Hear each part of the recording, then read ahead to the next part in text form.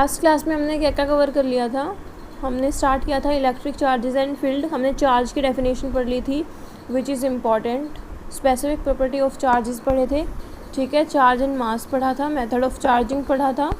उसके बाद में हमने कूलम्स लॉ, इम्पॉर्टेंट पॉइंट्स मैंने आपको बता दिए थे।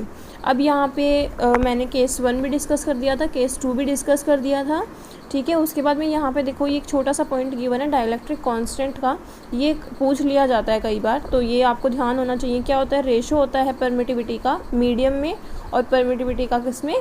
आपका फ्री स्पेस में, ठीक है। तो ये आपको पता होना चाहिए, this is also important.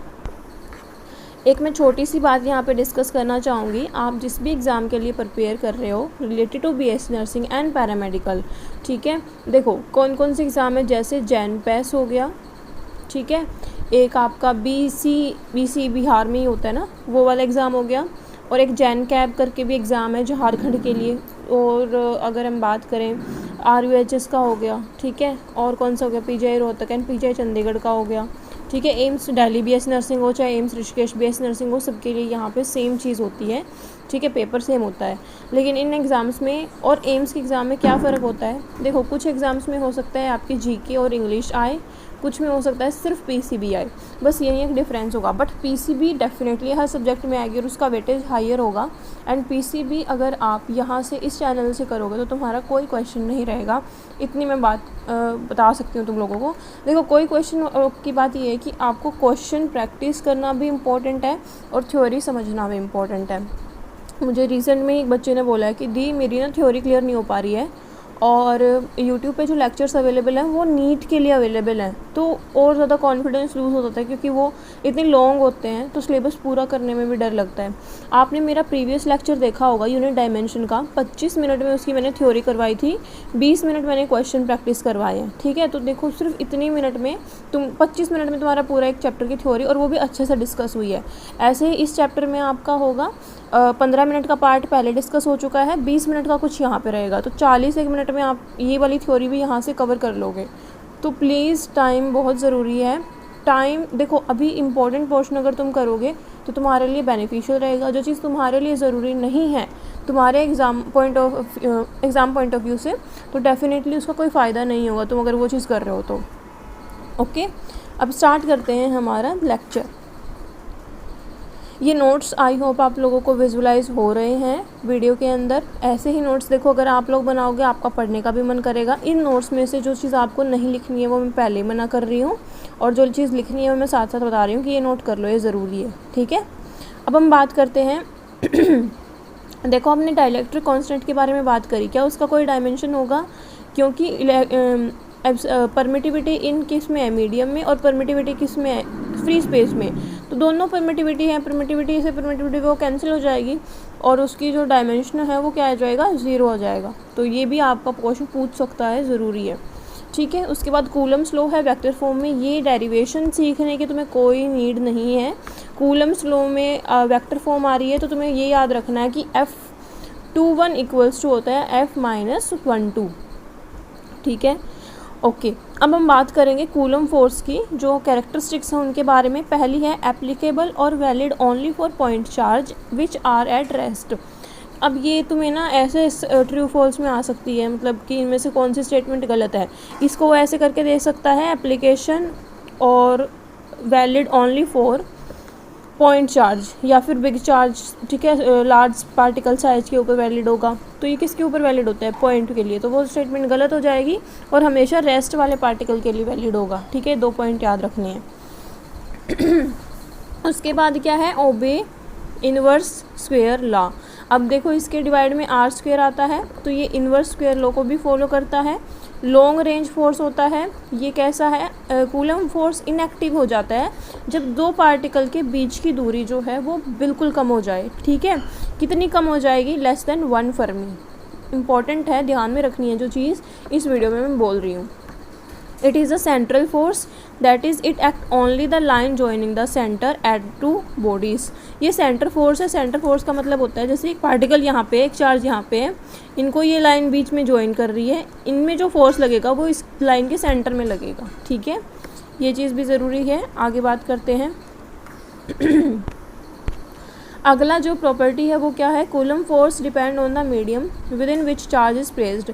Coulomb force medium के ऊपर डिपेंड करता है। ऑब्वियसली के आ रहा है, के क्या होता है 1/4 पाई एप्सिलॉन नॉट, तो एप्सिलॉन नॉट आ रहा है, दैट मीन्स वो क्या है हमारा डिपेंड करेगा किसके ऊपर, मीडियम के ऊपर। उसके बाद है Coulomb's law is not affected by the pressure of other charge near it.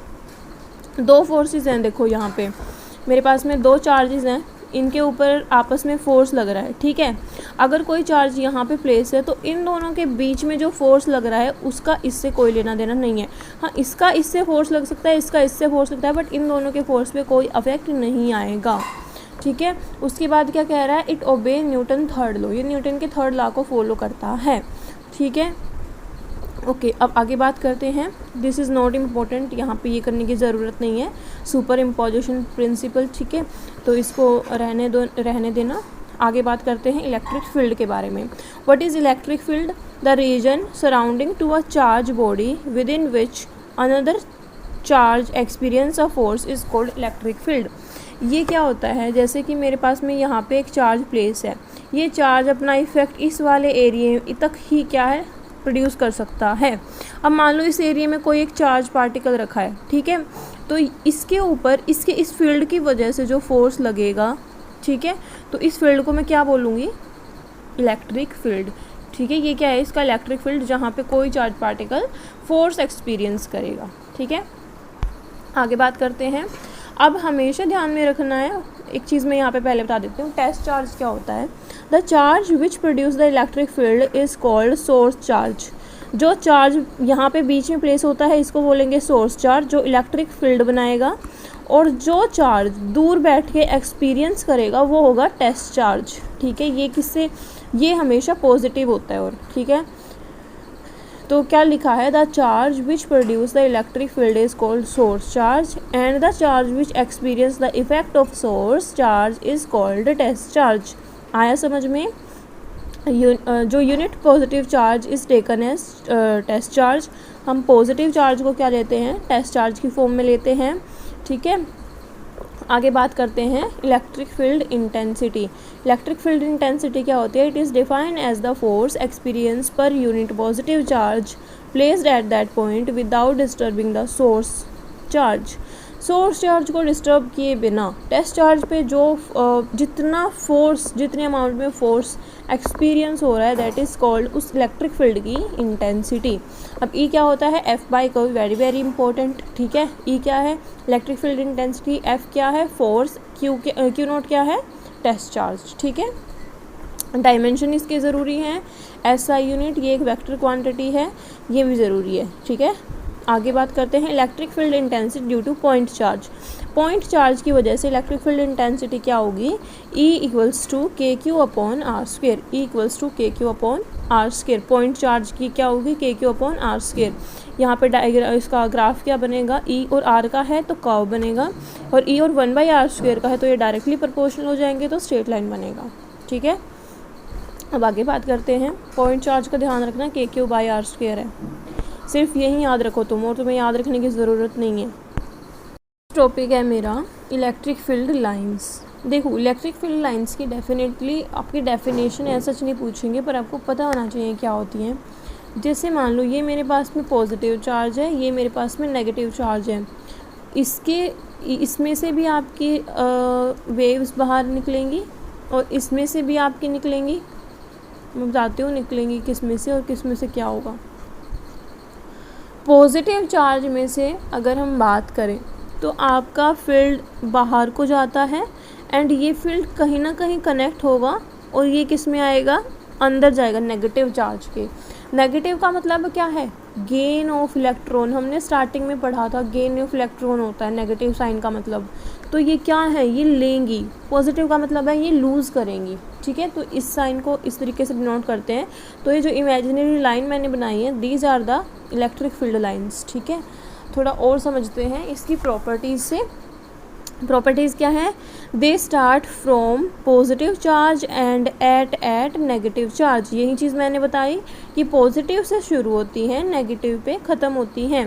They emerge normally from the surface of positive charge. Emerge मतलब कि निकलती हैं इक्वली, नॉर्मली हर जगह से निकलती है और इक्वली निकलेंगी पॉजिटिव चार्ज से, और ये क्या करेंगी, टर्मिनेट करेंगी normally on the surface of a negative charge. Normal का मतलब क्या है यहाँ पे, देखो नॉर्मली का मतलब है वो 90 डिग्री का एंगल बनाएंगी और तब गिरेंगे। जैसे ये पॉइंट चार्ज है, ये इस सरफेस के ऊपर अगर बात करें तो 90 डिग्री बनाएगा, इस सरफेस की बात करें तो 90 डिग्री बनाएगा, इस सरफेस की बात करें तो 90 डिग्री बनाएगा। ये इमर्ज बाहर को जाती हैं तो भी 90 डिग्री पे जाएंगी, अगर अंदर आएंगी तो भी आपकी 90 डिग्री पे आएंगी, ठीक है। नेक्स्ट पॉइंट क्या है हमारे पास में, the field lines have a tendency to expand laterally so as to exert a lateral pressure. ये लेटरली भी एक्सपेंड होती हैं और इनके ऊपर क्या लगता है, लेटरल प्रेशर लगता है।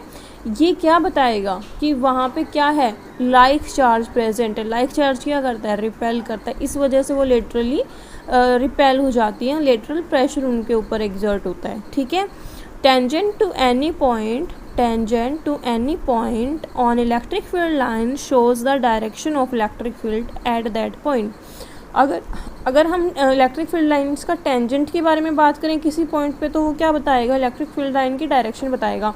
अब डेफिनेटली अगर ये पॉजिटिव चार्ज है मान लो, ठीक है, इसमें से बाहर रेस जा रही है, ये इस तरीके से मूव कर रही है, ठीक है। अब तुम देखो यहाँ पे टेंजेंट है, ये डायरेक्शन क्या बता रहा है कि इधर को जा रहा है, ये क्या बता रहा है कि उधर को जा रहा है, लाइक इस डायरेक्शन में जा रहा है, ये इस डायरेक्शन में जा रहा है, ये इस डायरेक्शन में जा रहा है। तो टेंजेंट हमेशा क्या बताता है, direction of the electric field at that point. कह रहा है electric field lines contract lengthwise to represent attraction between two unlike charges. जो देखो अगर अगर हम बात करें, ये पॉजिटिव चार्ज है, ये नेगेटिव चार्ज है, ठीक है, ये पॉजिटिव है, ये नेगेटिव है, इसमें से जो रेज जाएंगी ना वो ऐसे डायरेक्ट भी कनेक्ट हो सकते हैं इससे, ठीक है। अगर हम लेंथ वाइज की बात करें तो ये क्या हो रहा है, अट्रैक्शन हो रहा है, ये डायरेक्टली रिप्रेजेंट कर रहा है, ठीक है। आगे बात करते हैं, ये ना याद होनी ज़रूरी है बिकॉज इनमें से किसी से भी आपका थ्योरेटिकल क्वेश्चन बन सकता है, ठीक है। आगे हमारे पास में है, two field lines can never interact each other because if they interact then two tangents drawn at that point will represent two direction of field at that point which is not possible। देखो कोई भी जो हमारी electric field lines हैं वो intersect नहीं कर सकती, एक दूसरे को काट नहीं सकती। क्यों नहीं काट सकती, क्योंकि अगर फिर हम इस पॉइंट पे देखें तो इलेक्ट्रिक फील्ड की दो डायरेक्शन होंगी, इधर भी है इधर भी है, विच इज़ नॉट पॉसिबल। एक पॉइंट के लिए आपकी एक ही डायरेक्शन होगी, एक, ठीक है। आप अभी एग्जाम्पल ले, अगर आप एक पॉइंट पे हो तो आप एक ही डायरेक्शन में चलोगे, दो डायरेक्शन में नहीं चलोगे। सेम है, इलेक्ट्रिक फील्ड लाइंस एक ही डायरेक्शन में होती हैं वो, ठीक है।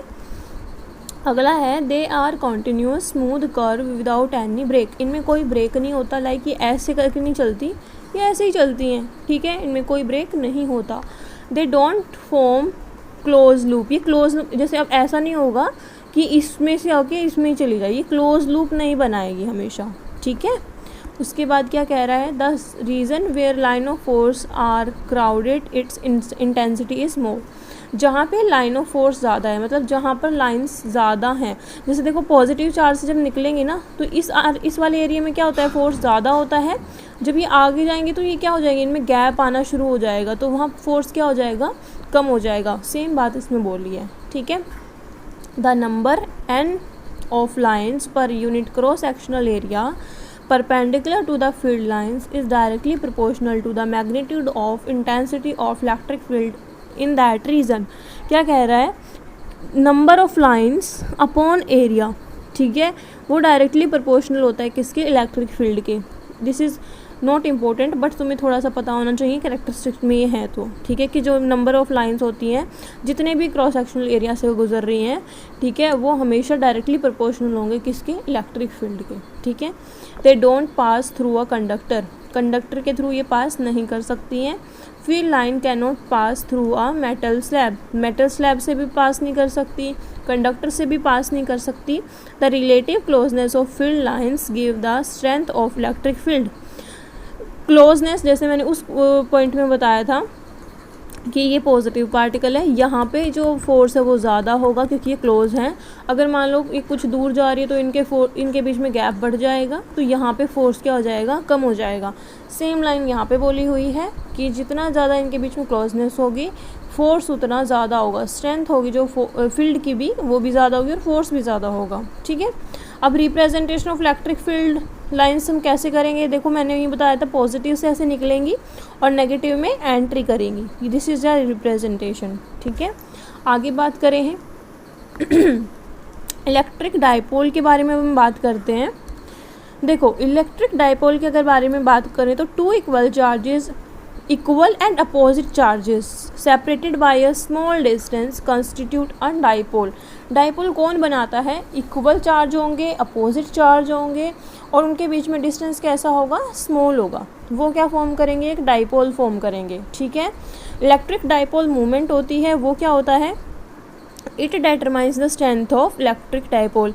इसकी जो स्ट्रेंथ बताए that is the electric dipole movement. It is defined as the product of magnitude of either charge and separated of distance between them. तो इलेक्ट्रिक डाइपोल क्या होगी, P equals to Q into 2L। What is this 2L, the distance between the charge particle, इन दोनों बीच की क्या होगी, distance होगी। ठीक है, तो हमने सेंटर से लिए, L इसको माना है, L इसको माना है, तो कितनी होगी, 2L हो गई। अगर तुम्हें पूरी ये डिस्टेंस गिवन है तो हम 2 से मल्टीप्लाई उसको नहीं करेंगे।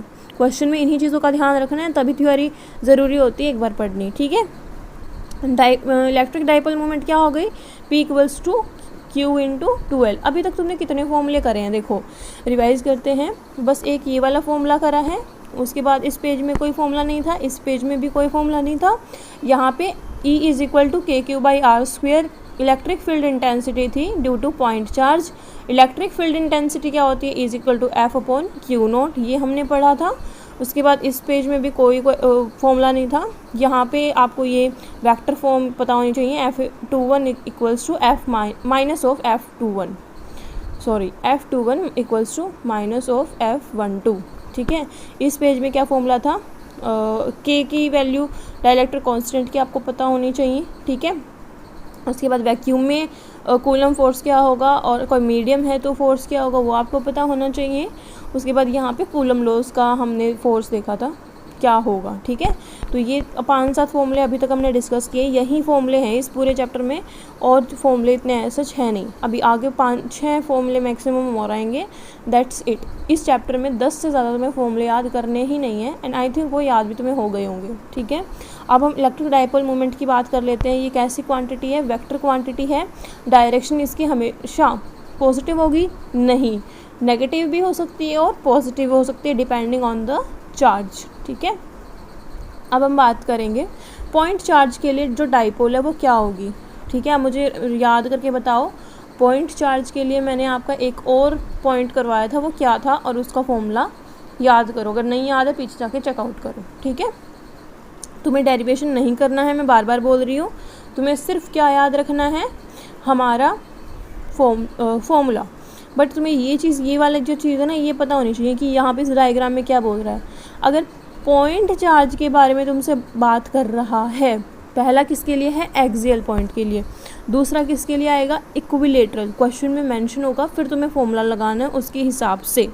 ठीक है, तो देखो अगर हमारा एक्सियल अगर आ रहा है, एक्सियल मतलब कि देखो, एक्सियल मतलब इस लाइन के ही इधर को वो लगेगा, फील्ड इंटेंसिटी लगेगी। ठीक है, और अगर इक्वेटोरियल है तो इसके परपेंडिकुलर जाएगा, इस तरीके से। ये दो चीज़ों में तुम्हें कन्फ्यूज़न होता है, इसलिए मैं तुम्हें यहाँ पे ऐसे बता रही हूँ। ठीक है, डिफरेंस करके। अब हमारा यहाँ पे अगर हम इलेक्ट्रिक फील्ड इंटेंसिटी देखें तो क्या आएगा, 2kPr/r² माइनस L² का whole square into i cap. अब ये क्या है, K क्या है, यहाँ पे कांस्टेंट है हमारे पास में K, P क्या है, डाइपोल मोमेंट है, R क्या है, डिस्टेंस, कौन सी डिस्टेंस है, इस O पॉइंट से लेकर के हमारी इलेक्ट्रिक फील्ड इंटेंसिटी, जो कि पहले पार्टिकल की वजह से लगेगी। पॉजिटिव होगा तो उसके रिपेल करेगा तो उधर जा रहा है। ठीक है, नेगेटिव पार्टिकल उसको अट्रैक्ट करेगा तो वो इधर आ रहा है, क्योंकि मैंने बताया था कि जो पॉजिटिव चार्ज ही लेते हैं हम, टेस्ट चार्ज यहाँ पे जो रखेंगे। ठीक है, तो यहाँ पे जो टेस्ट चार्ज रखा है उसकी डिस्टेंस और हमारा ये जो मिड में पॉइंट में फोर्स लगेगा इसकी डिस्टेंस कितनी है, R। तो टोटल कितनी हो गई ये, R प्लस L, क्योंकि एक L इधर है एक L इधर है, ये तो R है इधर से इधर तक, और ये बची हुई क्या हो जाएगी, L। तो R प्लस L ये टोटल डिस्टेंस हो गई। प्लीज़ इसको दोबारा एक बार देखो अगर नहीं समझ में आया है तो, क्योंकि फिर तुम्हें ये याद नहीं होगा। ठीक है, मैंने समझा दिया है, बाकी क्वेश्चन फॉर्मेट में भी आएगा तो तुम समझ जाओगे एक बार, ठीक है। अब यहाँ पे देखो तुम्हें एक आइडियल डाइपोल दिया है जिसका जो एल है वो बहुत छोटा है कंपैरेटिव टू दिस आर, मतलब ये आर बहुत बड़ा है और ये एल बहुत छोटा है। तो मैं इस एल को नेगलेक्ट कर सकती हूँ, इस फॉर्मूले में से एल को हटा दोगे तो क्या आ जाएगा 2kp अपॉन आर की पावर 4। यहाँ ऊपर एक आर होएगा, नीचे एक आर होएगा, वो इससे कैंसिल हो जाएगा, तो 2kp बाय आर क्यूब हो जाएगा। This is the formula. जो ये दो फॉर्मूले याद करने हैं, ठीक है। नहीं आया दोबारा एक बार देखो। देखो इसमें क्या बोला है, इलेक्ट्रिक फील्ड इंटेंसिटी बताई गई है तुम्हें किसके लिए, एक्सियल पोजीशन के लिए। दो पार्टिकल यहाँ प्लेस है, एक माइनस क्यू है एक प्लस क्यू है, इन दोनों के बीच की डिस्टेंस एल है, तो इतनी डिस्टेंस एल हो जाएगी, इतनी डिस्टेंस क्या हो जाएगी, एल हो जाएगी। कोई पॉइंट पार्टिकल यहाँ पे प्लेस है। अब हमने क्या बोला था शुरू में ही, जो यहाँ पे पार्टिकल हम प्लेस करेंगे इलेक्ट्रिक फील्ड में वो हमेशा पॉजिटिव टेस्ट चार्ज होता है। तो यहाँ पे पॉजिटिव अगर पार्टिकल रखा है तो इसकी वजह से क्या होगा, रिपल्शन, तो ये उधर को जाएगा, और इस पार्टिकल की वजह से क्या होगा, अट्रैक्शन, तो ये इधर की तरफ आएगा। तो E2 क्या होगा, इधर की तरफ, और E1 क्या होगा, इधर की तरफ। आया समझ में। ये बीच की टोटल डिस्टेंस कितनी है 2L, और इस O पॉइंट से और यहाँ इस टेस्ट चार्ज की डिस्टेंस कितनी है R। अब यहाँ पे ये L है और यहाँ से यहाँ तक R है, तो ये पूरी कितनी हो जाएगी, R प्लस L। ओके, यहाँ पे जब आप इलेक्ट्रिक फील्ड इंटेंसिटी चेक करोगे हमारे पास में, तो क्या आएगा, E equals to KP R upon R square minus L square का whole square into i cap, ठीक है। लेकिन यहाँ पे अगर हमारा L है वो बहुत छोटा है किससे, R से, तो हम L को क्या कर देंगे, नेगलेक्ट कर देंगे। जब L को नेगलेक्ट करोगे तो ये वाला फॉर्मूला बनेगा 2kp upon R cube, which is important and you have to memorise, ठीक है। अगला पे जाते हैं इक्विटोरियल पे। इक्विटोरियल का भी सेम में है, माइनस क्यू यहाँ रखा है, प्लस क्यू यहाँ रखा है, यहाँ पॉजिटिव टेस्ट चार्ज रखा है। ये क्या करेगा, अट्रैक्ट करेगा, बट ये क्या करेगा, रिपेल करेगा। तो E1 उधर को जाएगा और E2 इधर को आएगा। ओके, सेम चीज़ निकालोगे, तुम्हारी इलेक्ट्रिक फील्ड इंटेंसिटी आएगी KP upon R square plus L square की पावर 3/2, ठीक है। अब यहाँ पे देखो आइडियल डाइपोल है, मतलब कि L की पावर बहुत छोटी है, R बहुत बड़ा है, तो उसमें हम L को क्या कर सकते हैं, नेगलेक्ट कर सकते हैं। तो यहाँ पे KP बाई आर क्यूब आएगी। उसमें क्या आई थी 2kp बाई आर क्यूब, यहाँ पे क्या आई है KP बाई आर क्यूब। ये ध्यान में रखने हैं एंड ये क्वेश्चन पूछे जाते हैं, मैं टेस्ट में दूंगी, फिर तुम्हें नहीं आएंगे तो तुम देखना। अब हम बात करेंगे dipole in uniform electric field. Dipole in uniform electric field, इसमें हमारा टॉर्क मेन होता है, ठीक है। टॉर्क का फॉर्मूला आपको याद रखना है। टॉर्क क्या होता है, P cross E, P cross E। What is cross, cross को अगर हम खोलते हैं तो PE क्या होता है, साइन थीटा होता है। ये क्रॉस कैसे खुलता है ये हम नेक्स्ट चैप्टर में करेंगे, जो कि है हमारा मोशन इन 1D। 2D में आएगा आई थिंक वो वेक्टर वाला चैप्टर, 1D में तो नहीं आएगा, तो 2D में वो क्लियर हो जाएंगे चीज़ें, ठीक है। बट अभी के लिए याद रखो कि टाउ क्या होता है, P cross E, PE sine theta, ठीक है। अब यहाँ पे बस केस गिवन है, ये दो चीज़ें आपको ध्यान रखनी है, यहाँ पे PE sine theta and P cross E। उसके बाद में यहाँ पे है केस 1, अगर थीटा 0 है तो टॉर्क क्या होगा 0।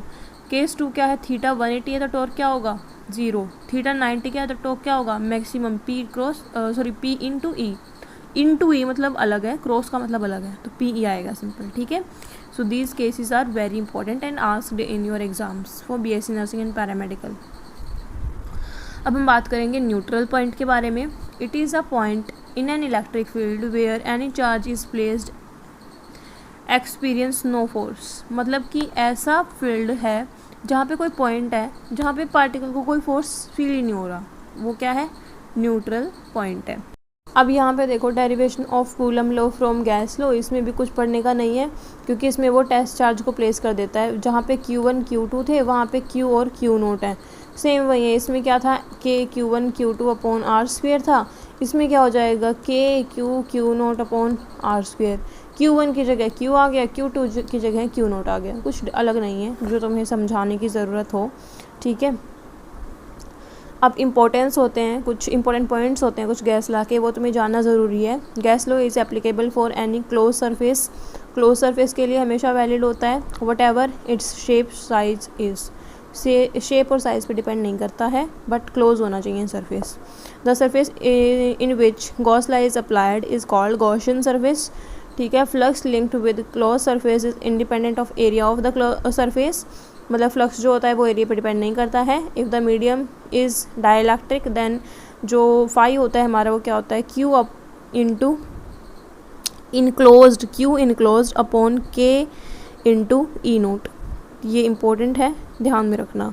ठीक है, कि डाइलेक्ट्रिक मीडियम में अगर हमारा फाई पूछे तो क्या है, Q enclosed upon K into epsilon note. Okay. उसके बाद में यहाँ पे डिस्ट्रीब्यूशन गिवन है, लीनियर चार्ज डिस्ट्रीब्यूशन है। ठीक है। सरफेस चार्ज डिस्ट्रीब्यूशन है, वॉल्यूम चार्ज डिस्ट्रीब्यूशन है। सबके ऊपर तुम्हें पता होना चाहिए क्या आएगी, चीज़ें क्या होंगी। जैसे यहाँ पे अगर लीनियर चार्ज है तो लीनियर चार्ज डेंसिटी क्या होगी, लैम्बडा से शो करते हैं, D Q by D L होगी, क्योंकि जो चार्ज है वो लेंथ के ऊपर डिपेंड कर रहा है ना, लेंथ के ऊपर फैला हुआ है। तो ये इंपॉर्टेंट है, ध्यान में रखना। लैम्बडा होता है हमारी linear charge density equals to D Q upon D L. D L यहाँ पर लेंथ ही आएगी लीनियर वाले में। सरफेस का बारे में बात कर रहा है तो सरफेस आएगा, सरफेस चार्ज डेंसिटी क्या हो जाएगी, S equals to Q upon S. ठीक है। तो ये भी इम्पोर्टेंट है। वॉल्यूम चार्ज डेंसिटी वॉल्यूम के ऊपर डिपेंड करेगी, तो रो क्या हो जाएगा, क्यू बाई वी। अगर क्यू बाई एस है तो सरफेस, वी है तो वॉल्यूम, एल है तो लीनियर। सिंपल, कोई यहाँ पे ऐसा नहीं है कि तुम्हें समझ में नहीं आया होगा। ओके। अब क्या कह रहा है, पहली एप्लीकेशन है इसकी इनफाइनाइट लाइन चार्ज के लिए। एक लाइन चार्ज है बट उसकी जो लेंथ है वो इनफाइनाइट है, हमें पता ही नहीं कितना लंबा तार है, तो उसके लिए हमारी जो इलेक्ट्रिक फील्ड इंटेंसिटी है वो क्या आएगी, वो तुम्हें यहाँ से याद रखनी है। This is the intensity. Linear charge के लिए क्या थी, लैम्बडा से डिनोट करते थे, क्यू बाय एल। लेकिन यहाँ पे अगर ये इनफाइनाइट वायर है तो उसके लिए इलेक्ट्रिक फील्ड इंटेंसिटी क्या हो जाएगी, lambda, this lambda upon 2 pi R into epsilon naught. बस ये 2 pi R into epsilon naught और लगाना है। ठीक है, कर लोगे, आगे बात करते हैं। एप्लीकेशन 2 है हमारा इनफाइनाइट थिन प्लेन शीट। अगर प्लेन शीट है बट वो इनफाइनाइट है, हमें पता ही नहीं इसकी लेंथ ब्रेथ क्या है, तो हमारी क्या होगी, इट्स ऑल्सो इम्पोर्टेंट। क्या होगी, E equals to 6/2 epsilon naught. क्या होगी, इक्वल्स टू 6/2 एप्सिलॉन नोट। ये ध्यान में रखनी है। ठीक है। उसके बाद में स्फेरिकल शेल है तो क्या होगी, Q by 4 pi R square, तो इसका सरफेस चार्ज डेंसिटी है। ठीक है, तो यहाँ से आप निकाल लोगे। यहाँ से सिंपल तुमसे ना या तो सिंपल वही पूछ लेंगे, एम्स वाले पेपर में बहुत ही वाले क्वेश्चन आते हैं कि कौन सा रिलेशन सही है, तो प्लीज़ इनको याद रख लेना। ठीक है, बार बार जितनी बार लिखोगे तुम्हें याद रह जाएंगे। डेरिवेशन से करोगे तो बहुत लंबा पड़ जाएगा और इसी वजह से वो लेक्चर बहुत तुम्हें ज़्यादा लगता है। डेरिवेशन करने की तुम्हें नीड ही नहीं है, बस ये एक पॉइंट याद करना है। बायो में भी तो करते हो ना एग्जाम्पल याद, तो यहाँ पर भी कर लें। देखो ये हमारा कंप्लीट चैप्टर है इलेक्ट्रिक फील्ड एंड चार्जेस का। तुम्हें कुछ नहीं करना, मैं एक बार पीछे से करवा रही हूँ। देखो यहाँ पे तुम्हें ये एक रिलेशन याद रखना है, ये एक रिलेशन ध्यान में रखना है। ठीक है, सरफेस चार्ज डेंसिटी है, वॉल्यूम चार्ज डिस्ट्रीब्यूशन है, लीनियर चार्ज डिस्ट्रीब्यूशन, ये ऑलरेडी मैंने बता दिया है कैसे याद रख सकते हो। ठीक है, इस पेज में कोई दिक्कत नहीं है। टॉर्क वाला फॉर्मूला था, टॉर्क वाला फॉर्मूला याद करके केस 1 केस 2 केस 3 बनाए हुए हैं, वो देखने थे। उसके बाद यहाँ पे इक्विलेटरल का, ये मैं मानती हूँ तुम्हें याद करने में थोड़ा दिक्कत होगा, बट यू हैव टू रिमेमराइज कि अगर 3/2 आ रहा है तो वो इक्विटोरियल वाला है। ठीक है, और अगर जैसे इस तरीके से आ रहा है -r-l² के फॉर्म में, तो वो क्या है हमारे पास में एक्सेल वाले के लिए। कैसे भी याद करो, बट मैंने अभी तुम्हें चैप्टर समझा दिया है क्या थ्योरी में इसका इंपॉर्टेंट है, कौन से फॉर्मूले इंपॉर्टेंट है। अब नेक्स्ट जो लेक्चर आएगा वो इसके कुछ क्वेश्चंस के ऊपर आएगा जो कि BSc नर्सिंग पैरामेडिकल एग्ज़ाम में पूछे जाते हैं।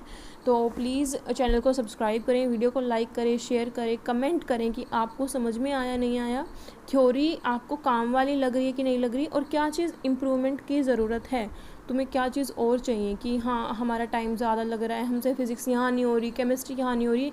वो पॉइंट प्लीज़ डिस्कस करिए कमेंट सेक्शन में मेरे साथ, सो दैट मैं आप लोगों की हेल्प कर पाऊँ। ठीक है, अक्टूबर में मैंने टारगेट किया है कि मैं आपकी फ़िज़िक्स 11th और 12th की दोनों करवा दूँगी। लेकिन वो तुम्हारी देखो, अगर तुम नीट के पॉइंट ऑफ व्यू से चलोगे ना, तो तुम्हारी 1 महीने में 5 चैप्टर भी नहीं होंगे फिजिक्स के। बट तुम BSc नर्सिंग के पॉइंट ऑफ व्यू से चलोगे, पैरामेडिकल के पॉइंट ऑफ व्यू से चलोगे, तो मैं करवा सकती हूँ।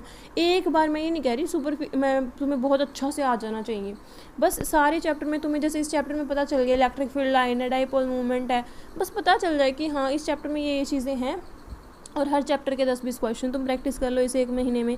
ठीक है, मैं नहीं कह रही तुम 100% कर लोगे तैयारी पूरी फिज़िक्स की 1 महीने के अंदर, लेकिन 65-75 इतने % तो पढ़ोगे ना आगे 0 से।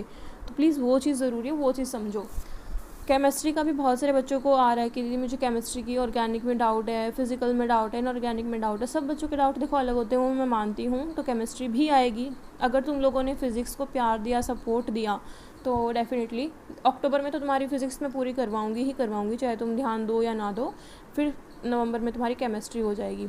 और जब मैं अभी मैंने जब आपका पेपर होने ही वाला था, मतलब BSc नर्सिंग का, एम्स का, उससे पहले एक सीरीज़ स्टार्ट करी थी फ़िज़िक्स की। मैंने उसमें क्वेश्चन डिस्कस करवाए थे, उन क्वेश्चन से क्वेश्चंस आए हुए हैं। तो जब वहाँ से क्वेश्चन आ सकते हैं, तो अब तो मैं इतने एफर्ट डाल रही हूँ, यहाँ से तो आएंगे ही आएंगे। तो पढ़ लो, ठीक है, भला हो जाएगा।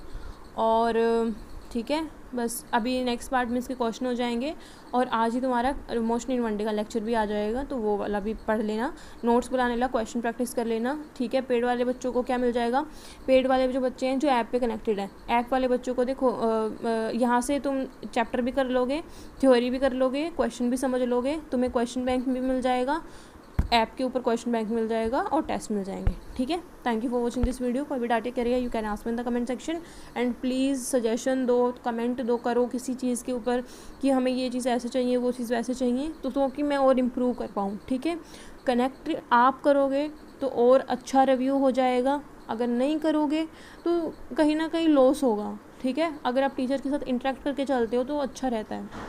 ओके, चलो।